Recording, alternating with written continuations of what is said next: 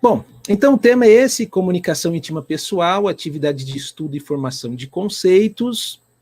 Eu vou apresentar o nosso conteúdo. A nossa conversa vai girar em torno de 3 aspectos.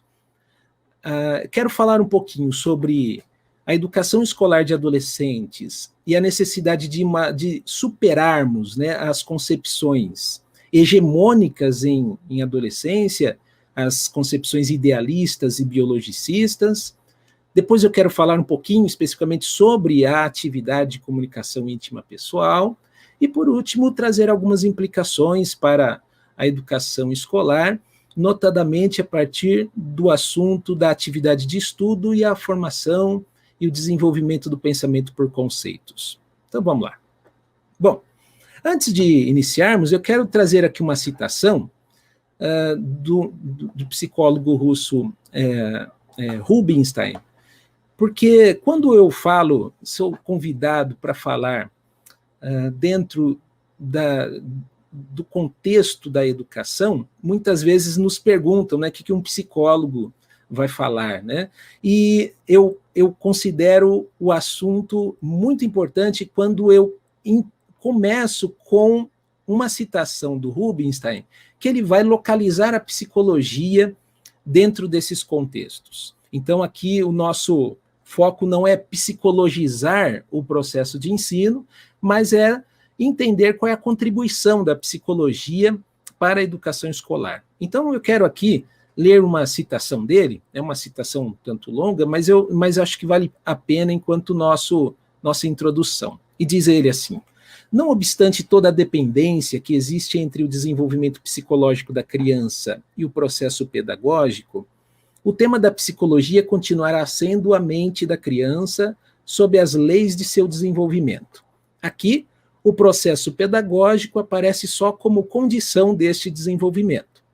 Na pesquisa pedagógica, as relações recíprocas mudam. O tema da pedagogia é o processo da educação e ensino sob suas leis específicas, enquanto que as qualidades psíquicas da criança, nos diferentes graus de desenvolvimento, aparecem só como condição que devem ser levada em conta. O que é tema para uma destas ciências aparece como condição na outra. Então, eu gosto muito de começar com essa citação, já para situar, né, para dizer que psicologia não é uma abordagem pedagógica, não é uma pedagogia, e nós entendemos que a psicologia, com seu objeto de estudo, poderá sim contribuir para os processos educacionais à medida que ela continue no seu objeto de pesquisa. Então, o próprio Rubinstein, ainda nessa obra, né, Problemas de Psicologia Geral, ele vai dizer, né, que a psicologia deve permanecer no seu objeto de estudo. E quanto mais profundo for o estudo sobre o psiquismo, maior será a sua contribuição à educação escolar. A pedagogia receberá da psicologia um aporte tanto maior quanto mais poderoso, se esta última se desenvolver em seu conteúdo próprio e específico. Então, é claro, vou trazer aqui um conhecimento sobre o psiquismo humano, notadamente a partir da época da adolescência, como condição para o processo educativo, né? Que os professores, professoras, futuros professores e professoras possam se apropriar desse conhecimento para a efetivação do seu trabalho educativo. Bom, então, a princípio, vamos começar com o primeiro ponto, porque falar sobre adolescência é sempre um desafio grande, haja vista as concepções hegemônicas que largamente têm sido difundidas em revistas, na TV, na mídia, em alguns artigos de formação para professores. Todos eles, na sua maioria, estão embasados numa visão, seja ela idealista, e agora, obviamente, com o advento da neurociência, uma visão biologicista do que vem a ser a adolescência. Bom, e por que essa minha preocupação?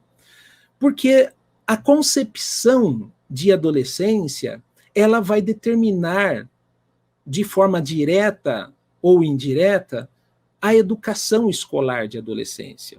Quando o professor, a professora, concebe a adolescência de forma idealista, biologicista ou de uma forma dialética, tal como nós apresentamos aqui, a partir do texto que vocês leram e a partir de um pouco que eu vou aqui expor, tudo isso vai refletir no trabalho pedagógico. Então, quando nós vamos analisar as concepções idealistas, nós vamos ver muitas vezes o que eu coloquei aqui nesse slide, né, que a adolescência seria uma etapa marcada por intenso trabalho psíquico, caracterizado por irrupções de sensações, desejos, fantasias inconscientes e incontroláveis.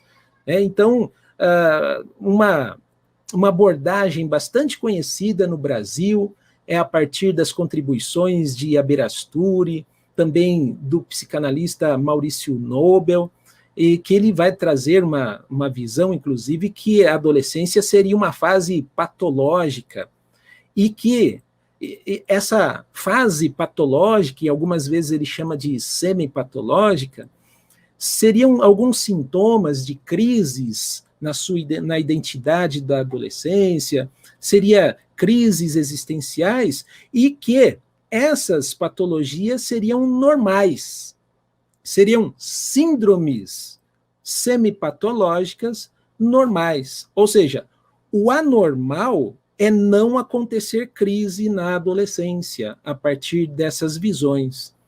E são crises oriundas de um aspecto inconsciente.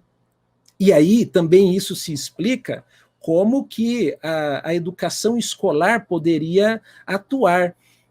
No meu mestrado, eu analisei alguns artigos da revista Nova Escola, onde essas revistas faziam uma formação e traziam dicas para professores de adolescentes, e muitas das explicações ali eram explicações voltadas justamente para uma educação passiva, porque o adolescente passaria, então, por uma fase de grandes problemas, que vulgarmente nós chamaríamos aí de aborrecência, e, ao final das contas, nos parece que a única coisa boa na adolescência é que ela vai passar. Né? Então, a gente vê justamente uma visão de que todas as manifestações críticas nessa etapa nada teria de bom na adolescência, a não ser a educação esperar essa fase acabar para, então, a chegada também natural da fase adulta. Então, o próprio Vygotsky, lá no tomo 4, ele vai fazer uma crítica a essas visões que, desde a sua época, também traziam a adolescência como uma etapa patológica. Veja, segundo Vygotsky, a psicologia tradicional concebe a adolescência como uma patologia normal e uma profunda crise interna. Não considerava e não considera, né, o fator histórico da crise, mas o próprio Vygotsky vai trazer a concepção histórico-cultural ao afirmar que a própria cultura é a primeira causa da crise. Então, nós vemos, por um lado, as visões idealistas, elas são anistóricas, elas não consideram o fator histórico como, de fato, a fonte dessas crises. Quando nós analisamos a adolescência, nós vamos ver que a adolescência nunca existiu, é uma fase produzida, principalmente a partir do século XIX. Antes, as comunidades, elas diziam que a adolescência, primeiro que não existia, né? Então, a partir da infância até a fase adulta, você teria ali um ritual de transição, um ritual de iniciação, e essa fase de espera, essa fase do crescimento, do adolescer, não existia. Essa é uma criação, né? Uma etapa de criação a partir do século XIX, num período para as classes privilegiadas, um período de preparação para dar seguimento aos negócios da família, enquanto que a classe do proletariado, essa adolescência também nunca existiu, uma vez que crianças, 7, 8 anos de idade, já eram encaminhadas para o serviço, para o trabalho. Bom, por outro lado, nós temos as concepções biologicistas. Essas concepções, de acordo com Vygotsky, eles se equivocam também. E, segundo Vygotsky, com grande frequência, porque consideram a adolescência e também o seu comportamento a partir de manifestações biológicas apenas. Então, nós vemos aí, de novo, né, uma questão da lógica formal. Né? Por um lado, nós temos as concepções idealistas, que muitas das vezes rechaçam o aspecto biológico e vão dar mais vazão para as questões subjetivas e inconscientes. Por outro lado, nós temos concepções biologizantes que rechaçam aspectos subjetivos e explicam a adolescência somente a partir das mudanças, seja numa visão mais antiga, as mudanças dos hormônios que estariam à flor da pele, ou de visões mais atuais sobre a adolescência, que vão dizer que todas as mudanças da adolescência, seja no seu próprio corpo e também no seu comportamento, são oriundos da mudança e da maturação do cérebro. Eu trouxe aqui uma citação que eu tirei de uma revista, onde o autor, ali na revista Nova Escola, ele vai explicar por que o adolescente não gosta muito de estudar. E veja ali o que ele diz. Tudo o que pode parecer estranho no comportamento dos adolescentes tem explicação neurológica. A falta de interesse pelas aulas, por exemplo, é consequência de uma revolução nas sinapses, conexões entre células cerebrais e os neurônios.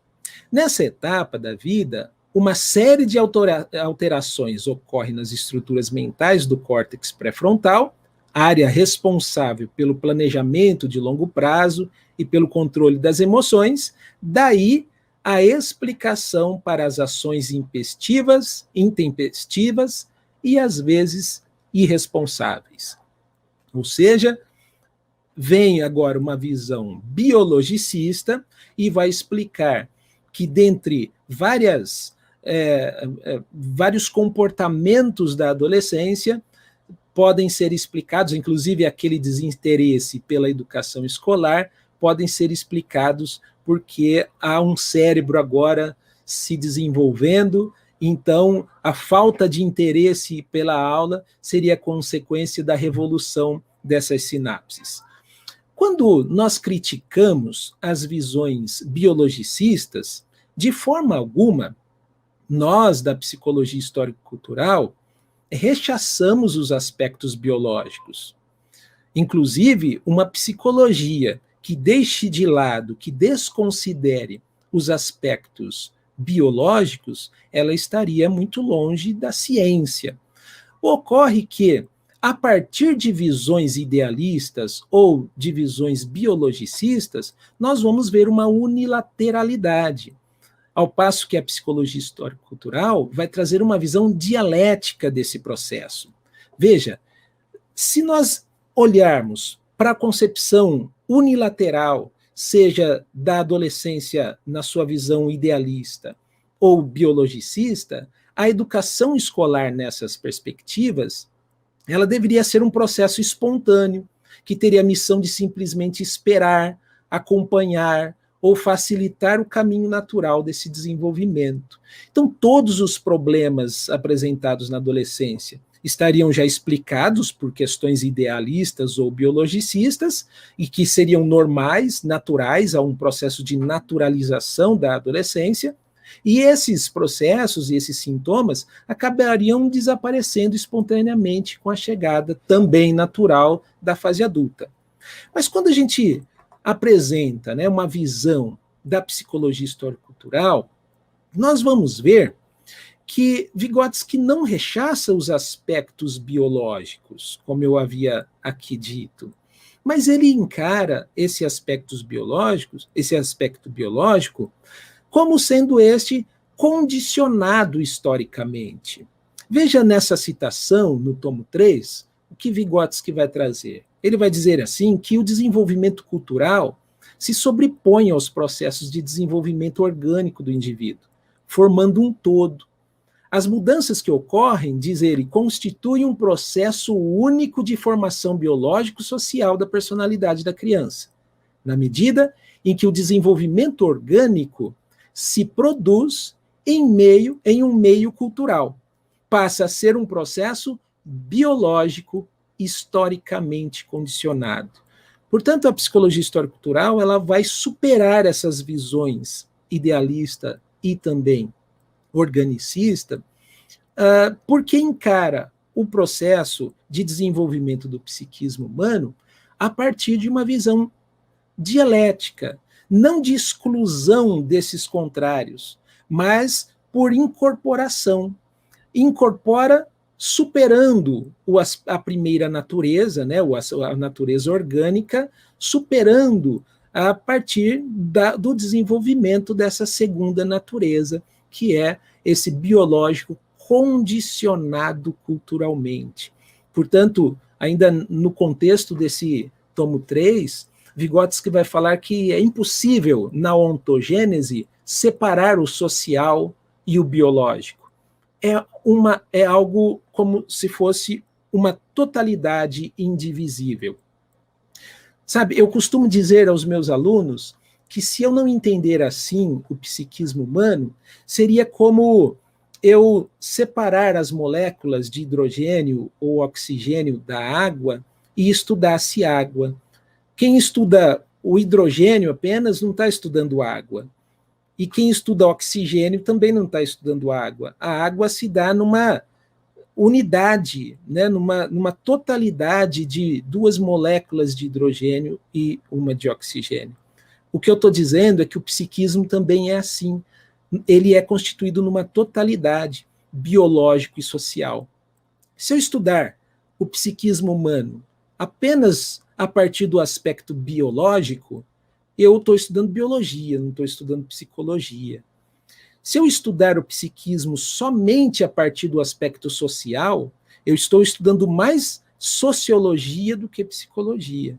O objeto de estudo da psicologia é essa totalidade indivisível dos aspectos biológicos que foram condicionados a partir do aspecto histórico e cultural.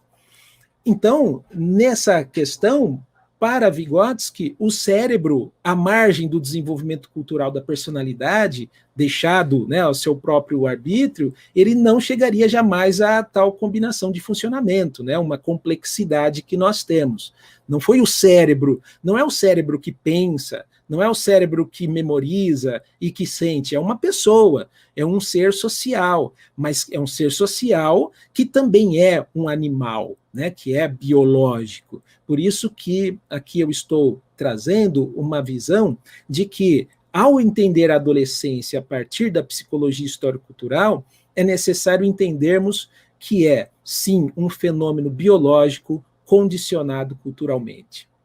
Tem uma citação aqui interessante de Elkonin, que ele vai trazer isso para nós com grande propriedade. Ele vai dizer assim que grandes mudanças no desenvolvimento do sistema nervoso central, sobretudo no córtex cerebral, existem na adolescência. Embora as dimensões e a massa total do encéfalo aumentam muito pouco, no entanto, há um importante desenvolvimento funcional do cérebro que está ligado ao salto qualitativo de novas condições de vida mais complexas. Aumenta muito a quantidade de fibras nervosas associadas que conectam entre si distintas partes do cérebro. As células cerebrais alcançam um nível de diferenciação que é típico dos adultos. Veja, então, tanto Vygotsky quanto Eucônin não rechaçam o fator biológico. Mas veja, eu até coloquei em negrito aí o que Eucônin fala. Até essas grandes mudanças sinápticas, poda neural, entre a mielinização dos neurônios que estão no córtex pré-frontal, específico ali na adolescência, né? Tudo isso ocorre, sim, ocorre, é um processo natural, mas é condicionado culturalmente. Veja ali o que ele diz, está ligado ao salto qualitativo de novas condições de vida mais complexas. E isso nos remete ao conceito de atividade. E é aqui que eu entro no meu segundo tópico, quando nós vamos falar sobre a atividade de comunicação íntima pessoal. Porque o cérebro e demais, não só na adolescência, mas nas demais épocas do desenvolvimento humano, só pode se desenvolver de forma especificamente humana a partir do processo de apropriação e objetivação do que foi apropriado, né? Então, é esse processo de apropriação da cultura e, por causa desse processo de apropriação da cultura, o ser humano se humaniza, ou seja, serão engendrados formas específicas de agir, sentir e pensar do ser humano. E isso nos remete ao conceito de atividade. Na aula da professora Juliana Pasqualini, ela já introduziu esse conceito, então nessa parte eu me sinto muito à vontade, porque já foi trabalhado aqui nessa disciplina, mas é importante nós retomarmos esse conceito como a forma por meio da qual todo ser vivo busca a satisfação das suas necessidades, a sua sobrevivência. No caso do ser humano, não é só a sua sobrevivência física, mas também a sua sobrevivência e a busca para suprir as suas necessidades culturais. Bom, nesse ponto, nós temos que, então, tratar um pouquinho sobre a questão da atividade. Vocês já viram, nas aulas passadas, que, para Eucônin, cada etapa do desenvolvimento humano ela é entendida, né, como alguns períodos que compreendem essas épocas do desenvolvimento humano. Então, não preciso aqui me aprofundar na teoria da periodização do desenvolvimento humano, porque vocês já tiveram, né, esse contato. Mas eu quero só aqui salientar que eu entendo a teoria da periodização do desenvolvimento humano, tal como a professora Juliana Pasqualini nos trouxe, eu entendo como um plano de desenvolvimento. Quando eu falo um plano de desenvolvimento, eu entendo que a criança, o adolescente, o adulto, eles não estão nessas atividades. Essas seriam atividades mais adequadas, que possibilitam um salto qualitativo no desenvolvimento da pessoa.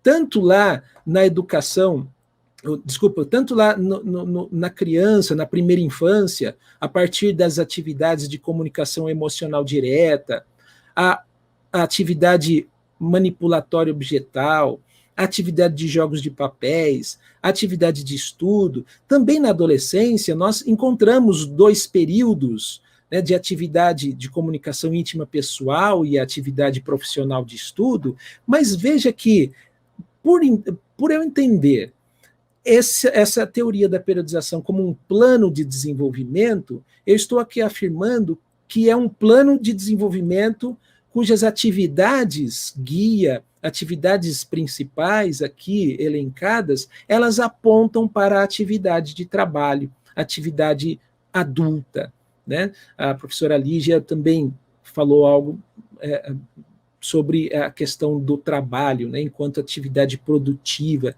a teleológica, aquela atividade onde o ser humano ele modifica a natureza para suprir as suas necessidades, e ao mesmo tempo que essa atividade modifica a natureza externa, ela também modifica a própria natureza interna. Seria o primeiro ato histórico, como diria Marx e Engels. Então, eu estou trazendo aqui essa visão justamente para dizer que a adolescência, o fato de chegarmos à adolescência, não significa que o adolescente e a adolescente estão na comunicação íntima pessoal. Então, essas fases não são estanques, essas fases não dizem respeito a pessoa chegar a uma determinada idade e essas fases estarem naturalmente, né, naquela idade, mas, volto a dizer, seriam atividades importantíssimas para o desenvolvimento humano, caso a pessoa tivesse acesso a elas. Então, o contrário também poderia ser dito. A falta de acesso de condições concretas para determinadas atividades também produziria um desenvolvimento aquém no psiquismo humano e no psiquismo adolescente em particular. Bom, então vamos lá. Então a gente viu que na adolescência a atividade que produziria maiores condições de desenvolvimento da personalidade do adolescente, do seu sistema funcional, seria atividade íntima pessoal, que foi o tema, né, aqui escolhido, que é a adolescência inicial. Né? E o que diz respeito a essa atividade? Euconin vai trazer para nós algumas especificidades da atividade de comunicação íntima pessoal. Para ele, seria a forma de reproduzir com outros adolescentes, né, que ele vai chamar de coetâneos, né, com outros adolescentes, as relações existentes entre os adultos. Ao que parece, Euconin vai chamar esse processo de uma certa um processo onde o adolescente vai ter uma lei do companheirismo ali, um código de companheirismo que caracteriza-se na reprodução das formas que os adultos vivem, só que entre os adolescentes. E aí eu destaco a necessidade, nessa etapa do desenvolvimento humano, dos modelos, das referências que os adolescentes têm. Uma vez que a atividade de comunicação íntima pessoal diz respeito à apropriação de formas de agir, de leis, de condutas que o adolescente reproduz entre eles, mas essas formas de ação, essas formas de pensamento, essas formas de sentimentos estão, obviamente, no mundo adulto. Euconin chega a dizer que o adolescente, ele busca referências na história, nos grandes heróis e heroínas, né, da história, da filosofia, mas também dos pais, dos professores e professoras, e isso nos preocupa nesse período de tempo que nós estamos, porque aqui poderíamos lançar uma pergunta: quais são as referências, os modelos de ser humano adulto que os nossos adolescentes têm? Quais são os modelos que os nossos adolescentes têm escolhido para serem ali os ideais do seu desenvolvimento? Nós vemos hoje que a educação escolar ela vai competir com grandes movimentos sedutores, né, de adolescentes rechaçando, inclusive, a própria educação escolar para ser um youtuber, para ser um influenciador digital, ou ser um grande jogador de futebol, mas nós vamos ver, inclusive, que determinados modelos de desenvolvimento para o adolescente, muitas vezes, não provocam algo além do que o adolescente já presencia no seu cotidiano. A psicologia histórico-cultural e a pedagogia histórico-crítica defendem que esse adolescente deveria ter um acesso maior de conhecimentos para além do seu cotidiano. Isso não significa retirar o cotidiano do adolescente. Isso significa instrumentalizá-lo para que ele possa, de forma consciente, conduzir a sua vida cotidiana. Mas isso me preocupa, porque os modelos que o adolescente tem hoje, muitas das vezes, essa forma de conduzir e perpetuar o adolescente ainda na sua cotidianidade, essa forma também está prescrita nos próprios manuais de formação de professores. Como eu disse para vocês, uma pesquisa que eu realizei, muitos documentos incitando os professores de adolescentes a apresentar ao adolescente o mundo adolescente. Ao apresentar ao adolescente a linguagem adolescente. Ao apresentar para os seus alunos somente aquilo que está dentro da esfera dos interesses do próprio adolescente, na justificativa de que o adolescente não se não teria interesse da aula, da educação, dos conteúdos escolares. Bom, é aí que a gente pode se reportar às palavras do professor Demerval Saviani, onde ele diz assim, olha, a educação, ela precisa sim considerar o interesse do aluno. No entanto, de que aluno nós estamos falando? Do aluno empírico ou do aluno concreto? Saviani vai explicar que o aluno empírico, ele é aquele que está dentro das suas necessidades mais emergenciais, cotidianas. Enquanto que o aluno concreto é o aluno que está dentro das esferas do vir a ser da sua formação. Aquele que muitas vezes não conhece as próprias necessidades para ser um aluno concreto. São aquelas necessidades que a escola, a educação escolar precisam produzir, criar para que esses alunos possam se apropriar de tais conteúdos.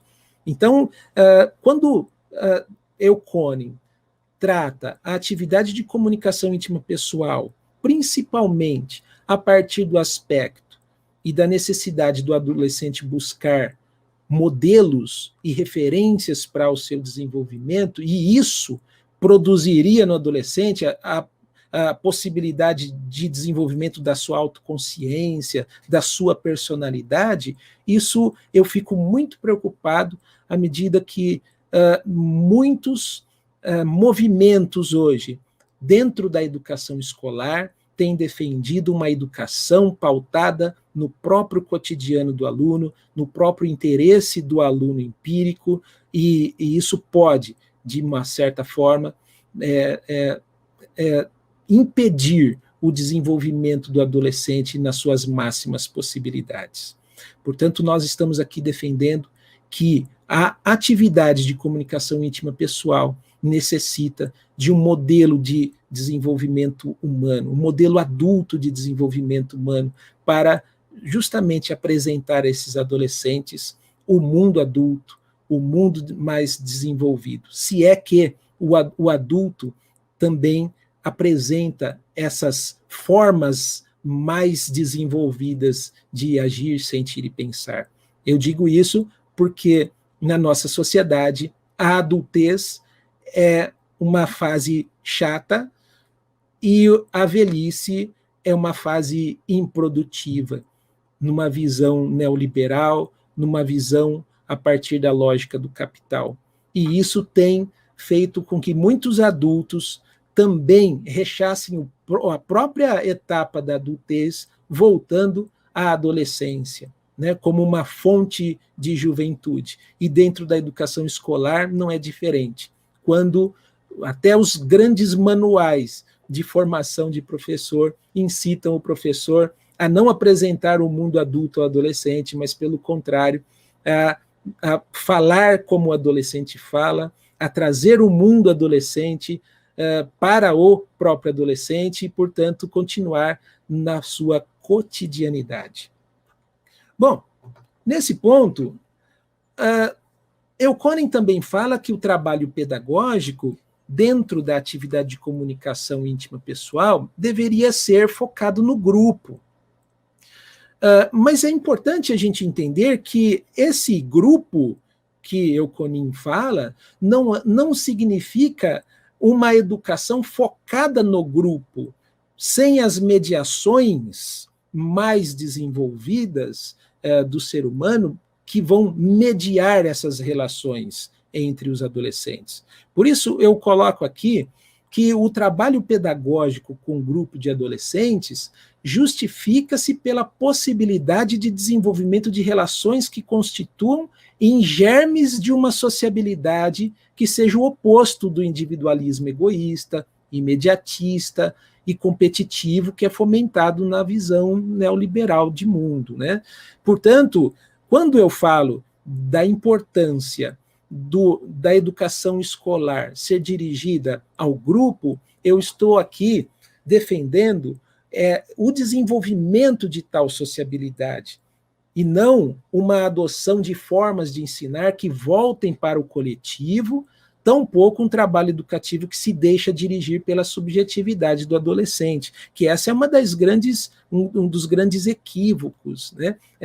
Na verdade, existem pessoas que até se apropriam dessas visões do próprio Okonin, mas acabam, infelizmente, reproduzindo uma forma escola novista, construtivista de ensino, que seria ao contrário, inclusive, do que os próprios do que essa base, né, esses aportes teóricos aqui estão nos apresentando.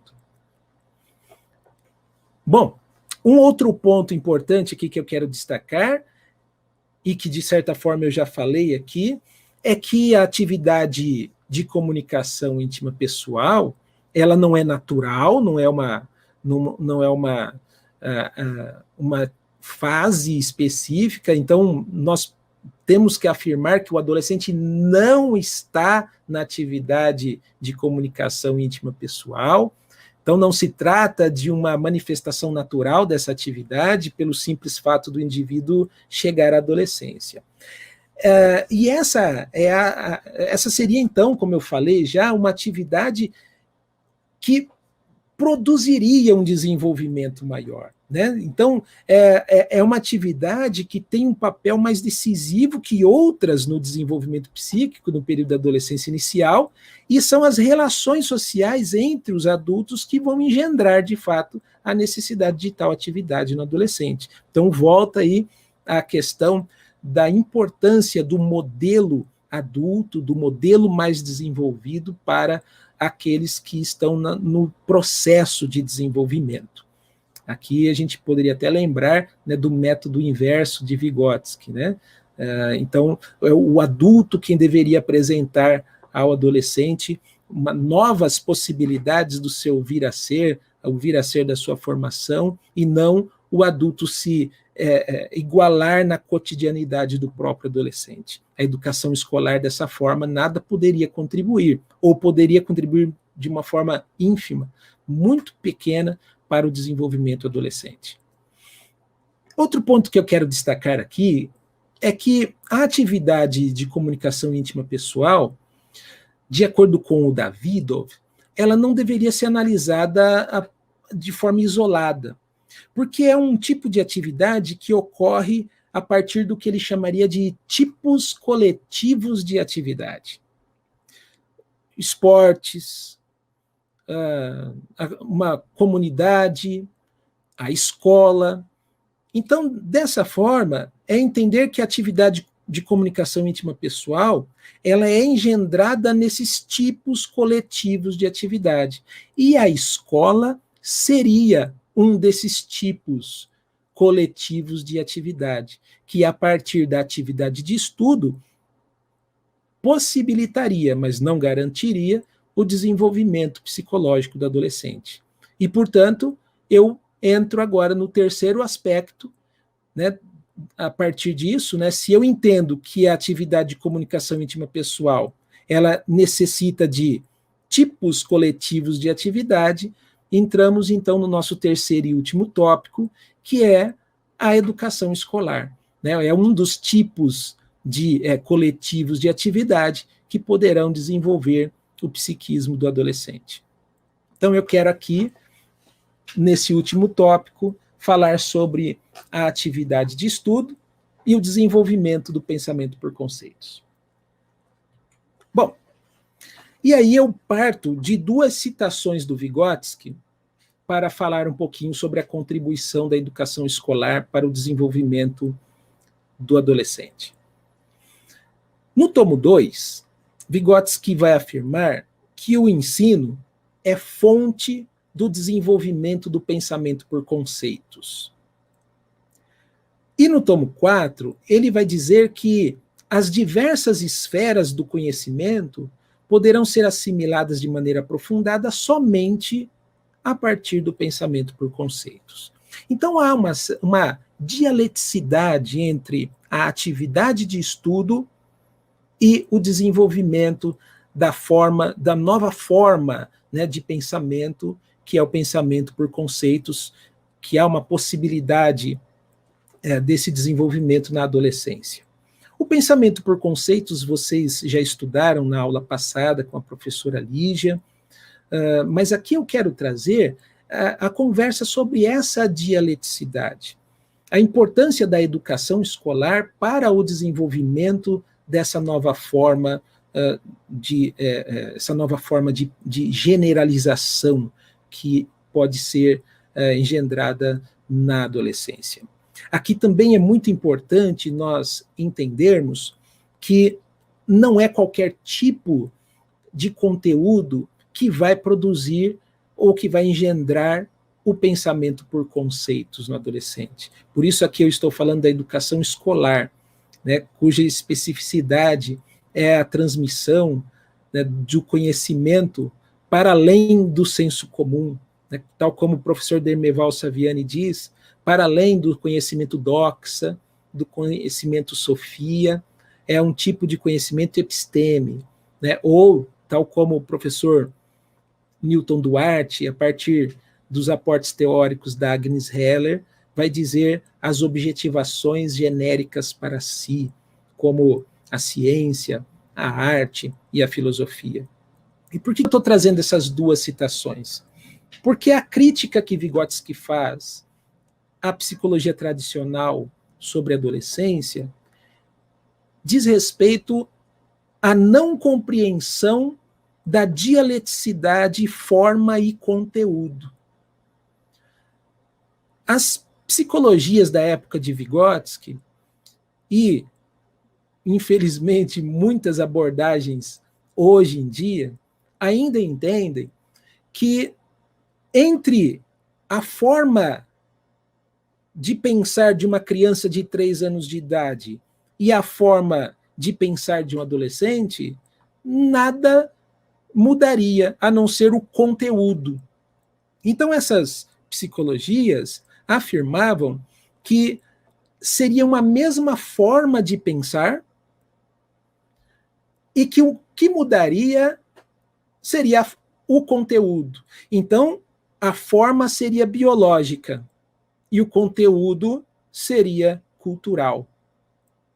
É essa crítica que Vygotsky vai fazer às psicologias da sua época.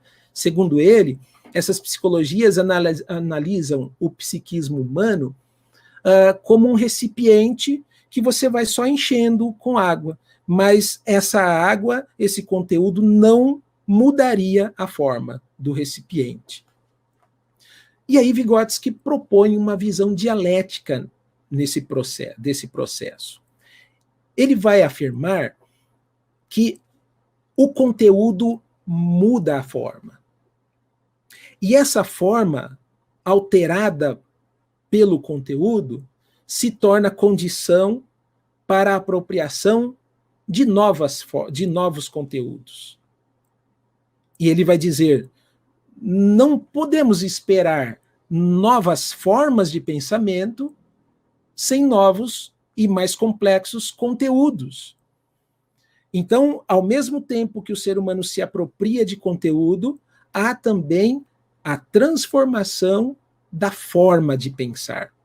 Então, vocês estudaram com a professora Lígia várias formas de generalização, seja ela o pensamento sincrético, o pensamento por complexos, o pensamento por conceitos. E nós vimos na aula dela que isso não diz respeito simplesmente à periodização do desenvolvimento do pensamento da infância e adolescência e a fase adulta, mas também esse também é um processo do nosso próprio conhecimento. Existem alguns tipos de conhecimentos que eu tenho uma visão sincrética deles. Alguns, uma visão mais pragmática, por complexos. Outros conhecimentos com alguma forma de sistematização, onde eu consigo pensar por conceitos, eu consigo generalizar aquele objeto ou aquele fenômeno, eu consigo, no meu psiquismo, representar aquela realidade de forma mais fidedigna. Então, mas veja, para que isso possa ocorrer, Vygotsky vai afirmar que é necessário um conteúdo adequado para que essa nova forma seja engendrada. E essa nova forma, repito, será condição para a apropriação de novos e mais complexos conteúdos. Então veja o que ele vai dizer. O conceito, portanto, é a imagem de uma coisa objetiva em sua complexidade. Tão só quando chegamos a conhecer o objeto em todos os nexos e relações, tão só quando sintetizamos verbalmente essa diversidade em uma imagem total, mediante múltiplas definições, surge em nós o conceito. O conceito, segundo a lógica dialética, não inclui unicamente o geral, senão também o singular e o particular. Portanto, pensar em conceito é pensar a partir do processo do conhecimento do objeto, do fenômeno, em suas múltiplas determinações, né, que parte do empírico ao concreto pensado por meio do abstrato. Então, é um movimento do pensamento, porque a realidade concreta já existe no objeto. Né? Então, esse é um percurso do pensamento. Né? As múltiplas determinações do objeto já estão ali nele, condensadas nele. Quem precisa fazer esse percurso é o nosso pensamento, né? Em formas de ideias, como a professora Lígia bem falou na aula passada, para a gente não confundir isso com o cognitivismo. Né? A gente está falando aqui de generalizações, né? de inteligibilidade do real. E na adolescência ocorre, por causa do pensamento por conceitos, uma facilidade, uma possibilidade maior daquela categoria intrapsíquica da qual Vygotsky se refere. Então, tudo aquilo que era a princípio exterior, convicções, interesses, concepção de mundo, normas éticas, regras de conduta, tendências, ideias, determinados esquemas de pensamento, passa a ser interior, devido ao pensamento por conceitos. Então veja como a comunicação íntima pessoal, que de fato é a internalização de regras de conduta, de tendências, de ideias, de determinados esquemas de pensamento, ou seja, é a relação do adolescente com o adulto, com as normas que o adulto faz, que a sociedade produz. Veja como essas formas complexas de comportamento, de pensamento, de sentimento, são internalizadas de forma mais efetiva a partir da adolescência por causa do pensamento por conceitos. Mas aí volta o que eu acabei, né, de falar há pouco. O pensamento por conceitos não vai nascer naturalmente. Ele é produto também da apropriação de conteúdos sistematizados que possibilitam o desenvolvimento dessa nova forma de pensar. Então, quando nós falamos daqueles tipos de coletivos de atividades, e nele eu afunilei na questão da educação escolar, vimos como é importante a educação escolar para o desenvolvimento da personalidade do adolescente, ou seja, para o desenvolvimento da atividade de comunicação íntima pessoal.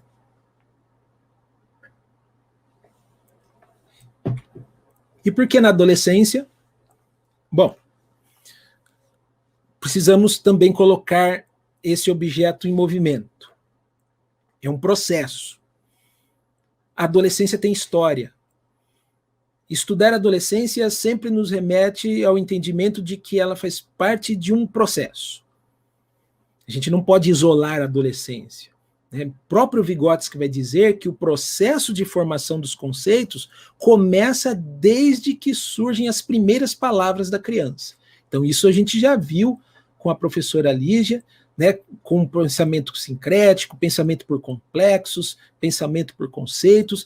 O que ocorre é que na adolescência há um auge formativo, há uma possibilidade de desenvolvimento do pensamento por conceitos, mas como produto de um longo período de tempo que vem desde a infância. Ou seja, aquelas crises que os idealistas dizem que há na adolescência pode ser produto de um descaso da educação escolar que começa desde a educação infantil.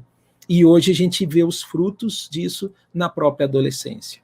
Então, volto à frase de Vygotsky, né?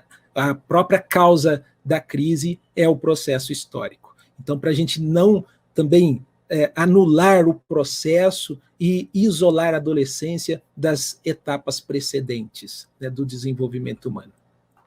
Mas eu quero terminar a minha fala trazendo um assunto importante aqui para a gente entender por que na adolescência há essa possibilidade de um auge formativo do desenvolvimento por conceitos.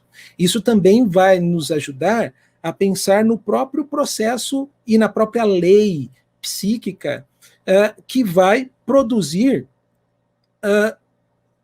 e que vai necessitar, né, o desenvolvimento daquelas atividades na periodização.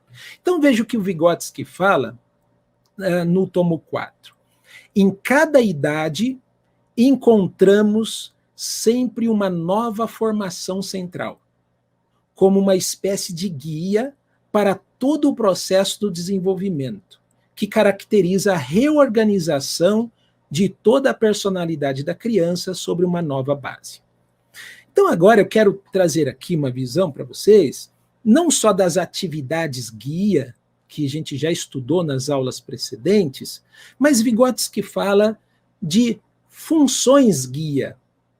Ele vai afirmar que em cada etapa do desenvolvimento, uma função no sistema funcional se apresenta como uma função guia, que vai organizar esse sistema funcional, que vai hierarquizar esse sistema funcional e todas as demais funções serão subordinadas a uma determinada função psicológica. Então, veja, aqui nós vemos, né, que o psiquismo humano, ele é, como a professora Lígia sempre nos ensina, é a imagem subjetiva da realidade objetiva, sendo a consciência um atributo, né, do psiquismo humano, mas esse tal psiquismo ele é formado a partir de um sistema funcional constituído de funções psicológicas, sejam elas funções psicológicas cognitivas e afetivas. Mas é importante nós entendermos que aqui está o sistema funcional, ou seja, há uma interfuncionalidade entre essas funções. Há uma interrelação. No entanto, essa interrelação, ela, em determinadas etapas do desenvolvimento humano, ela é guiada por uma função psicológica específica. Então, quando nós vemos, por exemplo, o recém-nascido, Vygotsky vai dizer, lá naquele livro, As 7 Aulas de Vygotsky, ele vai dizer que o recém-nascido ainda não tem um sistema. Portanto, é uma consciência indiferenciada. Existem as funções psicológicas, mas ainda não formou aquele sistema que a professora Lígia nos ensina. Mas, a partir do contato com o adulto, veja a necessidade das primeiras atividades que nós vimos com a professora Juliana, a atividade de comunicação emocional direta, a partir do contato com o mundo humano, com o mundo social, há agora o início, né, da formação desse sistema funcional.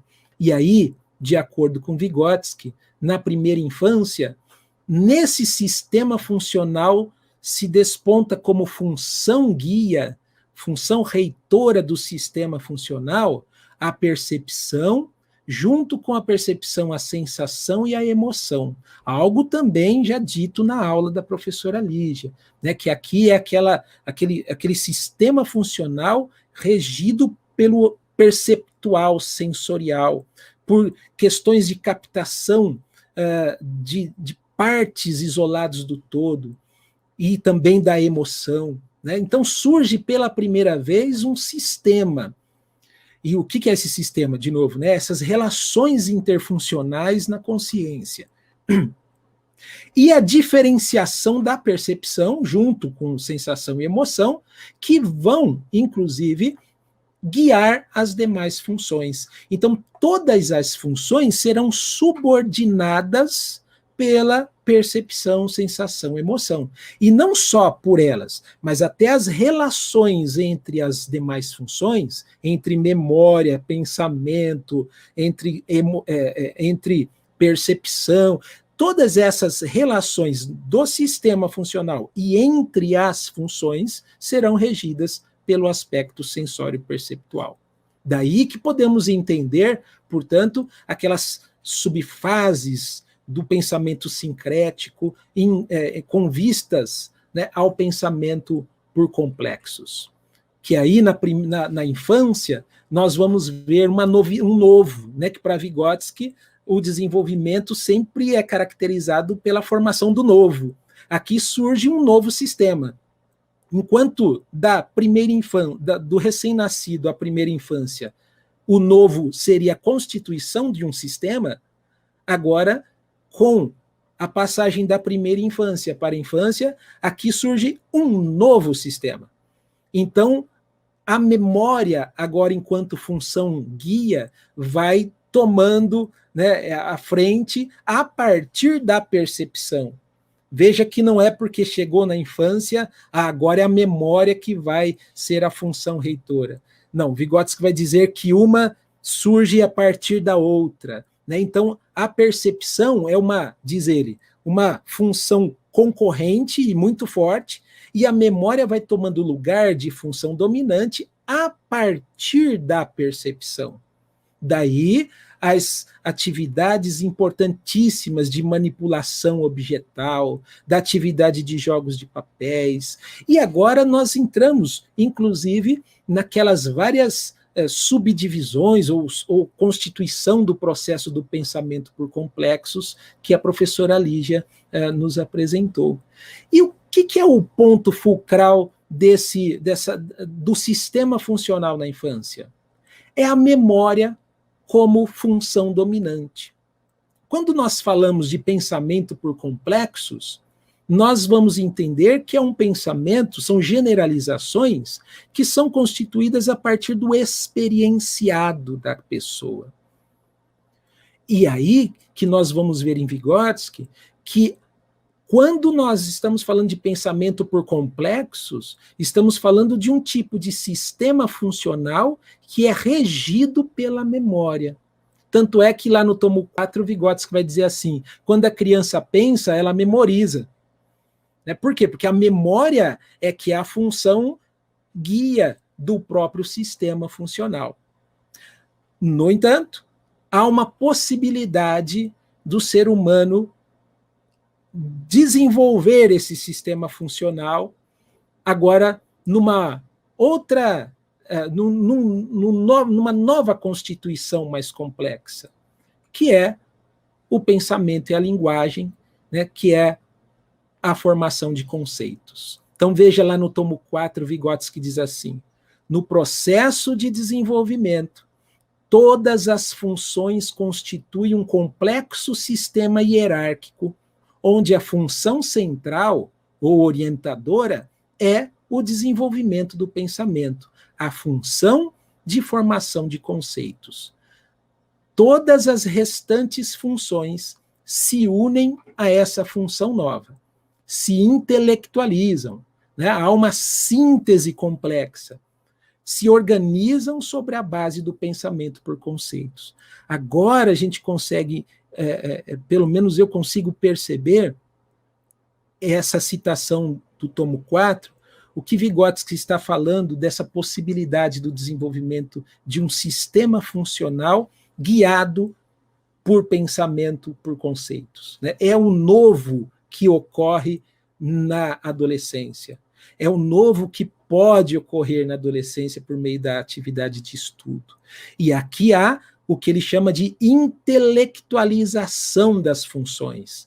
Ou seja, enquanto lá na infância, para pensar, a criança memoriza, agora, diz Vygotsky, ao memorizar ela pensa, né? Ao atuar, a ter uma atividade, ela consegue pensar antes.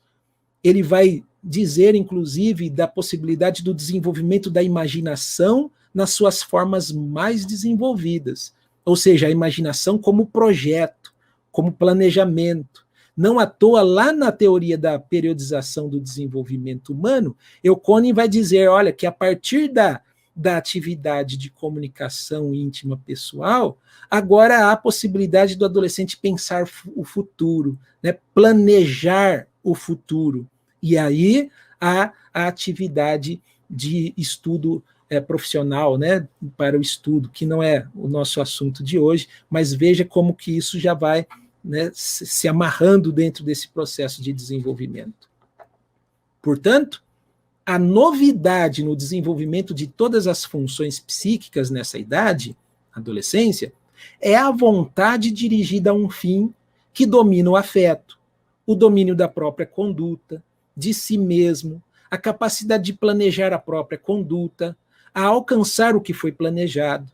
Assim, o saber planejar os objetivos e dominar a própria conduta exige, como já vimos, uma série de premissas. A mais importante entre elas é o pensamento por conceitos. A vontade dirigida a um fim se forma unicamente à base do pensamento por conceitos. É aqui, então, que nós entendemos que é por causa do pensamento por conceitos que há a possibilidade do autodomínio da conduta, há a possibilidade do planejamento e também da estruturação, né, do planejamento de ações, operações para alcançar o que foi planejado, dentro, obviamente, da realidade concreta, né, que o adolescente vive. Estou terminando, prometo.